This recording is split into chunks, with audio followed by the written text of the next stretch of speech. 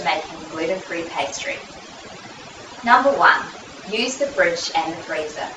I like to keep my butter in the freezer. When I need to use it, simply take it out, leave it on the bench for a few minutes, and then use a grater to grate into the gluten-free pastry. Number 2. Water. I like to keep a bottle of icy cold water in the fridge, and then when and as the recipe directs, add it to the pastry.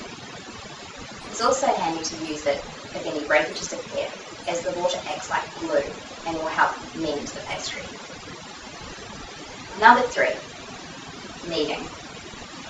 In cooler climates you might have the luxury, but in hotter climates you definitely don't have the luxury to knead by hand.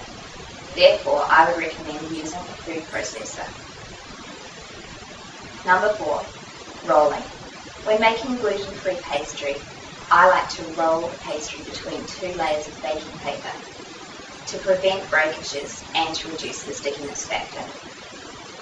When you're ready, simply pull back the top layer of baking paper, flip it upside down and so it lands in the pie tin, press it into place and remove the top layer of baking paper.